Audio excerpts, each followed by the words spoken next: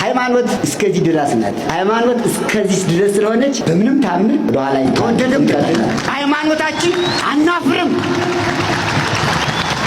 በሃይማኖታችን ወደ ኋላ አንልም። አሁንም ጀምሮ አንገቴን ተጣጣ ነምታ አይዞ ካከበርከው ትከብራለህ። ከፈራ ፈሪ እኮ ያመልጥ ጥንቀት የመስቀልን በዓል አደራ ጠብቁ። በዓላችሁ ይችናል። አይ ሰው ሞኝ አያሌው ሞኝ ሰው አማኙ ይላል ያገሬ ሰው። አሁን በሰማይ ያለውን ባንዲራ ማን ይጠቀልልናል ብለው ነው ይሄ አትፈልግም የሚሉ አንዳንዶች ያልገባቸው። አደመናው ላይ የሚቀረጸውን እስቲ ማን ነው የሚያወርደው? እዚህስ ሊያወርደው ይችላል። መሰላል ሊያወርደው ይችላል። የሰማዩን ባንዲራ በምን መሰላል ያወርደው ይሆን?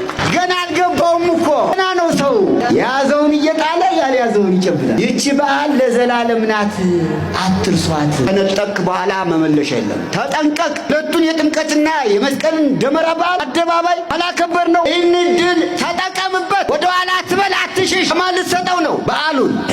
ብሰል ጥያቱን ያዝ፣ ራስህን ጠብቅ። አንተ ካልጠበቀው ማን ሊጠብቅልህ ነው? ረከብ ያንተ ነው። ጋር ተመልካቻቱን መስቀሉ ያንተ ነው፣ ጥምቀቱ ያንተ ነው፣ በዓልህ ነው። እግዚአብሔር ይመስገን። መሀል ላይ የሚለጠፍ ነበር፣ የለም። ይህን የተለጠፈውን አንሳ አሁን ብዙ ባንዲራ።